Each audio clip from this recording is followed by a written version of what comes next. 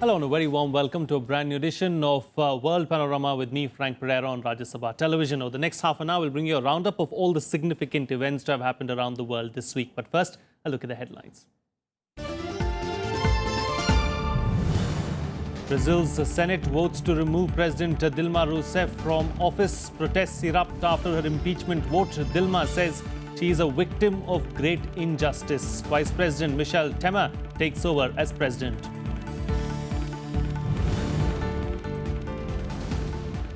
There's no stopping the Donald Trump juggernaut. Real estate mogul wins West Virginia and Nebraska primaries, while Hillary Clinton is dealt another blow. Bernie Sanders wins West Virginia primary, keeping up pressure on Clinton.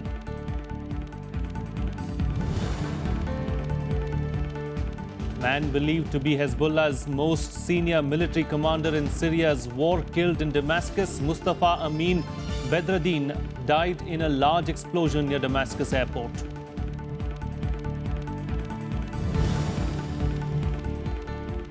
And legendary West Indian cricket commentator passes away aged 75 in Barbados after a brief illness. Tributes pour in from around the world. Cricket boards hail Kozier's service to the game.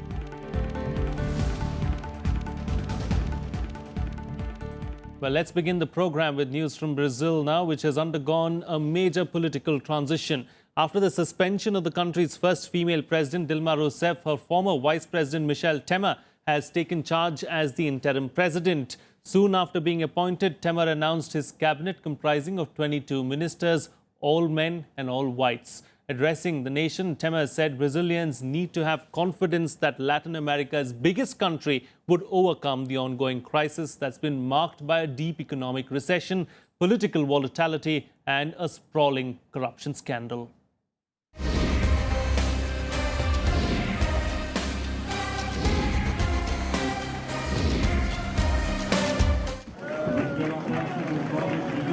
Brazil's new interim president, Michel Temer, swung into action soon after taking charge, swiftly appointing a new cabinet, addressing the nation and vowing to rebuild the country's economy. Temer named an all-men, business-friendly cabinet that includes former central bank chief Henrique Meirelles as finance minister. Speaking to his cabinet ministers, Temer said his government's priority is to build trust in the values of people. Primeira palavra ao povo brasileiro é a palavra confiança. Confiança nos valores que formam o caráter de nossa gente. He also stressed that economic vitality is his key task and that he would do everything to protect and expand economic and social programs. No concerto interno e no concerto internacional, fator necessário para que empresários dos setores industriais, de serviços, do agronegócio e os trabalhadores. Meanwhile, suspended President Dilma Rousseff denounced her removal as a farce and sabotage, alleging she's been a victim of injustice. She vowed to continue her legal fight. Não cometi crime de responsabilidade. Não há razão para processo de impeachment.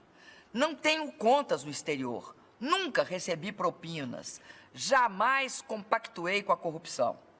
Este é processo frágil, juridicamente inconsistente, processo injusto.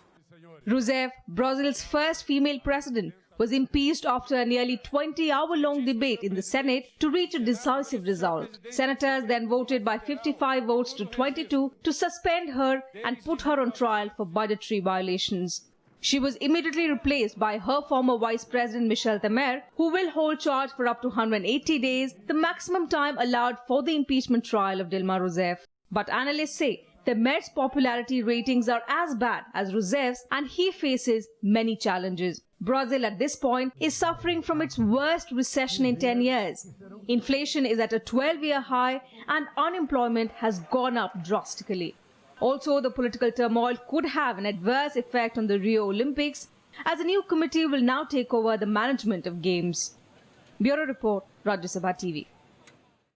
Well, joining me for a chat on the program today to talk about this is the former ambassador of India to Brazil, Mr. B.S. Prakash. Ambassador, thank you so much for joining me on the program. Let's try and put things into perspective now. Really, what's brought Brazil to this juncture? I think there are two ways of looking at it. One is to look at the whole legal and constitutional process, but that's not very meaningful for us so far removed from Brazil. It's more meaningful to look at the broad process, as you said, the broad politico-economic conjunction of circumstances. Frankly speaking, I think President Dilma has lost the vote of confidence. Brazil, of course, as we know, has a presidential system. They don't require the vote of confidence of the parliament. But what has happened is that they have too many political parties, 25 political parties, and the president also needs support in the parliament, in the legislature, and she lost that. And as a result, what we would, let's say in the Indian system, call it a no confidence motion.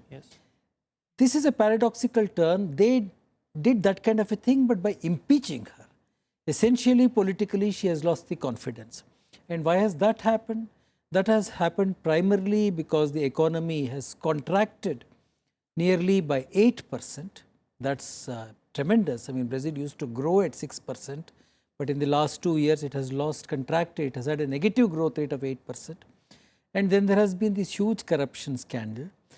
All this, in turn, is because of certain major circumstances. I think there is problem in many countries in the world. There is a certain economic downturn.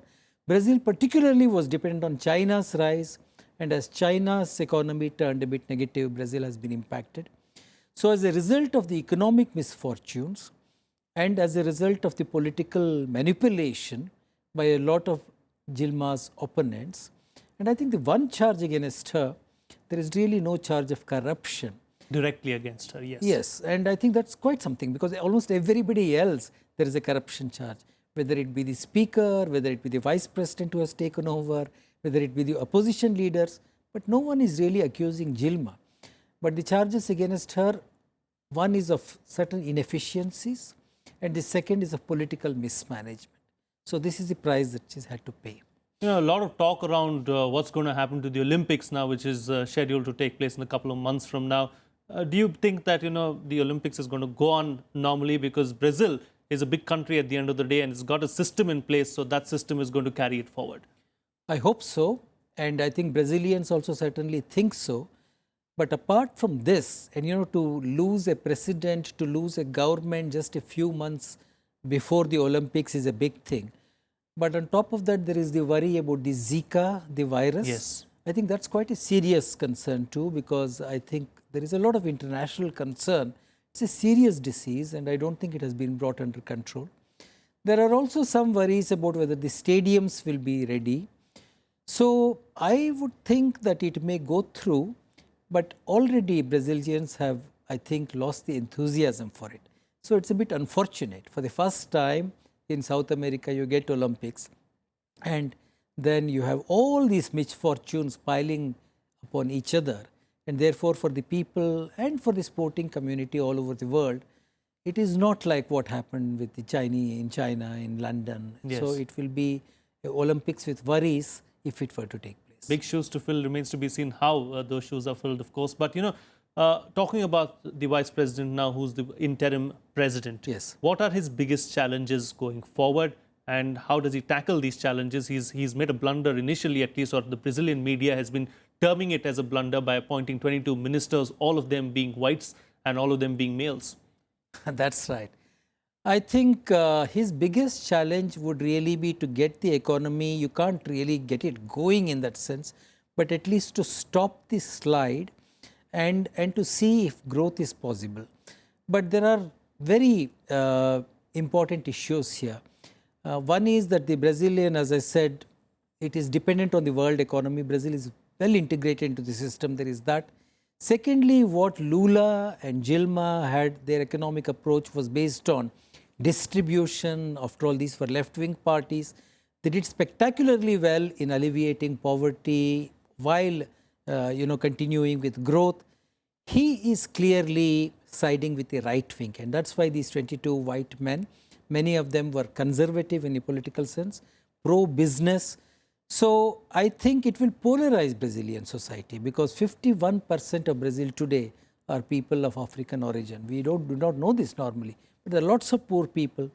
The very generous packages for them in terms of social benefits, pensions, other, not freebies exactly, but many things which has helped them.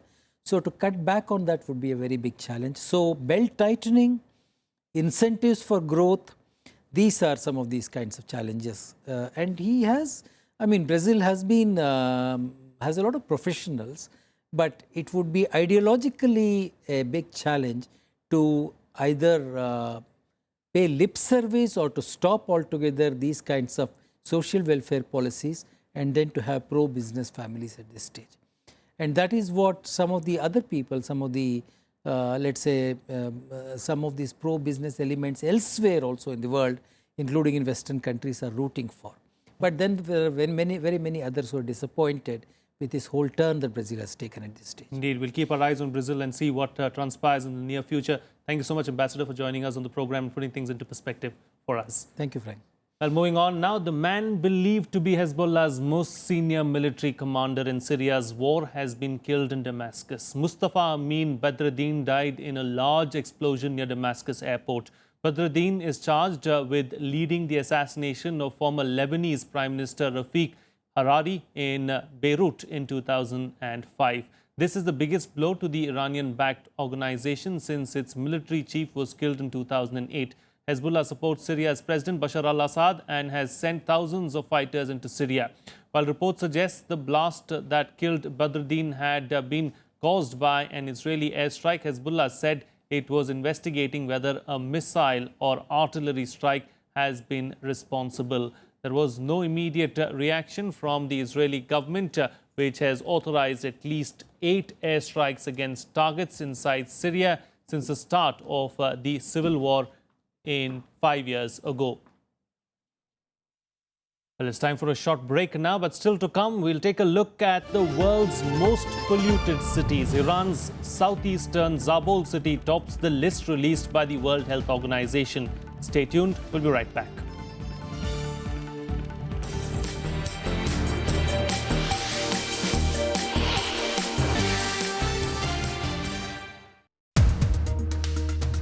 When we cannot do good in rural areas or in agriculture, we say it's a state subject. Tell me who brought the green revolution in this country? Who brought the white revolution in this country? It's a proactive role of the center. You can get Har Khet Ko Pani with 2,000 crores in this country. What are we talking? Watch State of the Economy with agricultural economist Ashok Gulati on Rajya Sabha Television.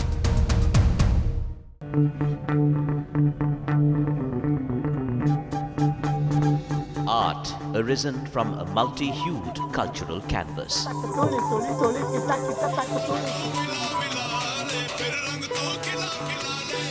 Tradition and cultural fervor dating back centuries.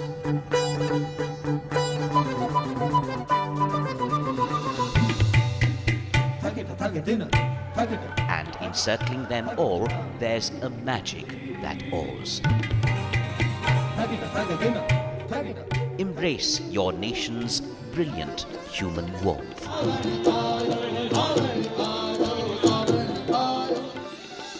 Watch Colors of India, Sundays at 9:30 p.m. on Rajya Sabha Television.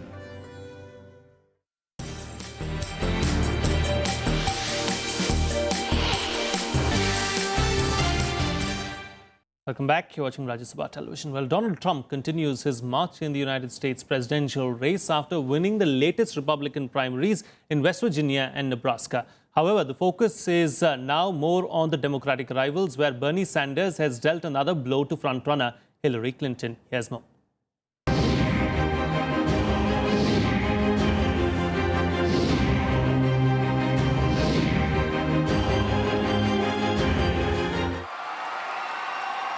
"19 wins so far for Democratic presidential candidate Bernie Sanders, who thinks they are enough to establish his credentials. Tonight, it appears that we've won a big victory in West Virginia. Sanders told a crowded rally in California that most opinion polls indicate he could beat Trump in the presidential poll by a larger margin than Hillary Clinton. And our message to the Democratic delegates who will be assembling in Philadelphia is, while we may have many disagreements with Secretary Clinton, there is one area we agree, and that is we must defeat Donald Trump. The political calendar may have favored Sanders, but Clinton still leads delegates and needs just 15% of pledged delegate support to secure the Democratic nomination. She is already campaigning as the presumptive nominee. I'm running my campaign. I'm not running against him. He's doing a fine job of doing that himself. I'm running my campaign, what I want to do as president, what I stand for, what I've always stood for, and what I believe is going to make a difference to the people of this country.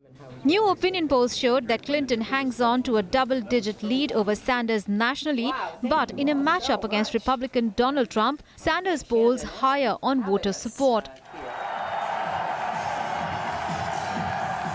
On the Republican side, the sole candidate Trump won contests in West Virginia and Nebraska handily. Trump now needs just 130 delegates to officially become the presidential nominee of the party in July. Now, the difference is that their system has superdelegates. That's too obvious. Whereas the Republican system is much more sophisticated. It's the same rigging, but it's less obvious. So it's a smarter system. But let me tell you, we've now exposed it. But here's the way I look at it. I won, so I don't care anymore, right? We don't care anymore. Meanwhile, Sanders has pledged to take his campaign all the way to the July convention of the Democrats in Philadelphia and wants a say in shaping the party's platform. But many see an uphill climb even for him.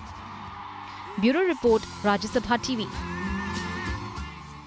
Well, Donald Trump also softened his stance on the most controversial proposal of the 2016 election campaign, saying that his call to ban Muslims from entering the US was just a suggestion.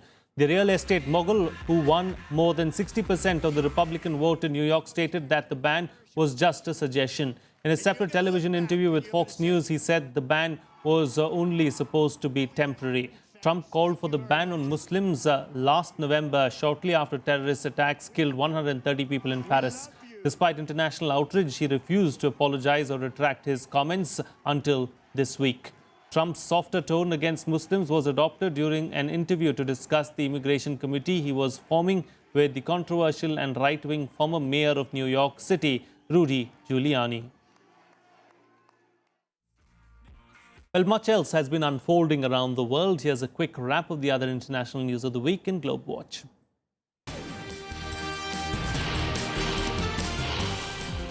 A new Pentagon report has revealed China has reclaimed more than 3,200 acres of land in the southeastern South China Sea. In its most detailed assessment to date of China's island building program, the Defense Department said 3 of the land features in the Spratly Islands now have nearly 10,000-foot runways and large ports in various stages of construction. The report argues that the accelerated building effort does not give China any new territorial rights, but it says the airfields, ship facilities, surveillance and weapons equipment will allow China to significantly enhance its long-term presence in the South China Sea.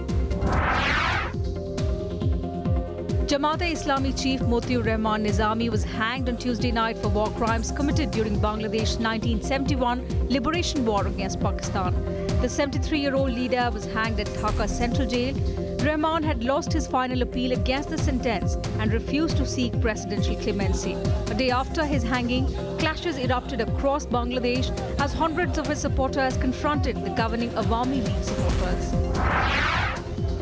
At least 13 people were killed while 15 others were injured after a group of gunmen, including 2 suicide bombers, stormed a coffee shop in Balad town of Baghdad. The attack came on the heels of a 2-day wave of bombings in Baghdad that killed nearly 100 people.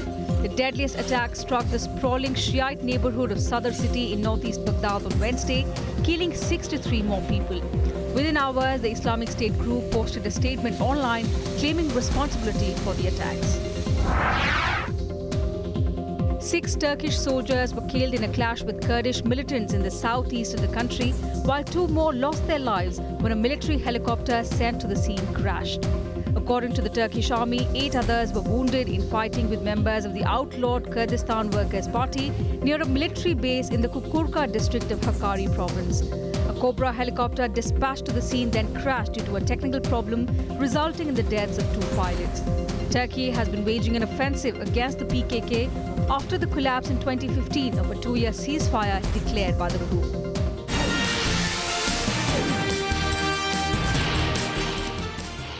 Well, the World Health Organization has warned against inaction on rising air pollution in cities across the world. It has estimated that pollution is claiming the lives of 7 million people every year. Here's a report.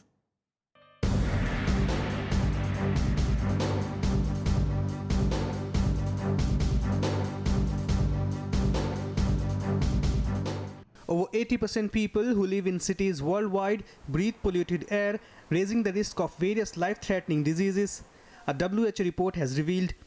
It further says that more than 7 million premature deaths occur every day due to air pollution. Among the common causes of air pollution are high numbers of cars, especially diesel-fueled vehicles, the heating and cooling systems of big buildings, waste management, agriculture, and the use of coal or diesel generators for power.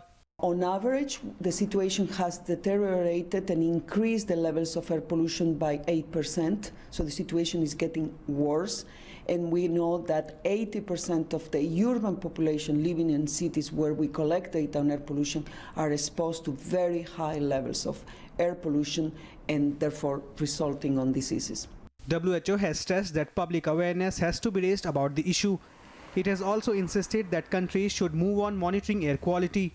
We have a terrible figure. WHO has estimated that 7 million deaths occur annually. Premature deaths are occurring every year that are caused by exposure to air pollution, and this is obviously a major public health problem, and that's why we need to raise awareness, we need to increase and the measures that are taken, and countries need to move on monitoring air quality. A previous study by WHO has found that the most polluted cities are still in India and China. The dirtiest air was recorded at Zabul in Iran that suffers from months of dust storms in summer. Bureau Report, Rajya Sabha TV. Let's now shift focus and bring you up to speed with all the sports news that you might have missed this week. Here's all the sports action.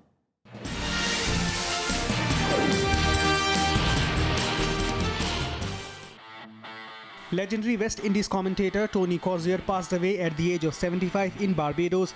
A familiar and respected voice around the world, the Barbadian will be remembered for a career in TV, radio and journalism spanning 58 years. Born in Bridgetown in 1940, he made his BBC Test match special debut in 1966 and also wrote several books. The International Cricket Council contributed to a flood of tributes from around the cricketing world. Stephen Curry became the first unanimous NBA Most Valuable Player winner as he claimed the award for the second year in succession.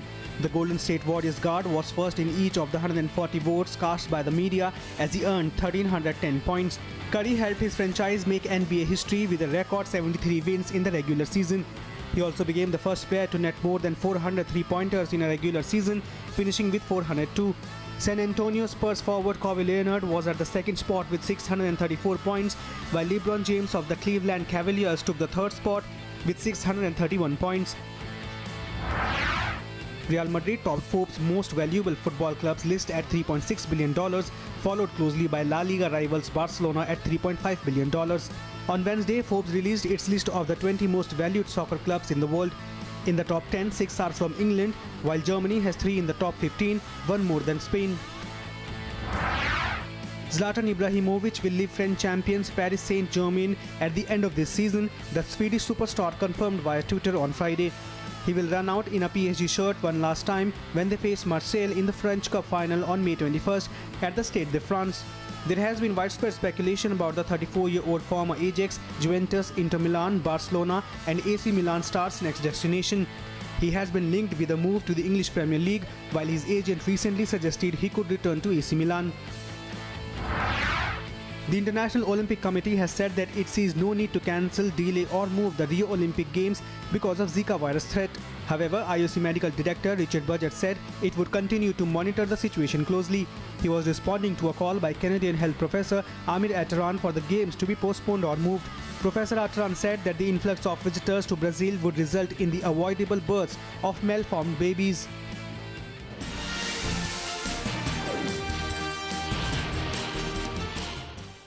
Well, 4 days of inspirational performances came to an end as the Invictus Games 2016 concluded with a spectacular closing ceremony. The families behind competing injured servicemen and women were honored by Prince Harry and the spectators during the ceremony in Florida. All of those who took part in the Games are wounded, injured and sick serving military personnel and veterans. I'm going to leave you with these visuals from Orlando. See you again next time.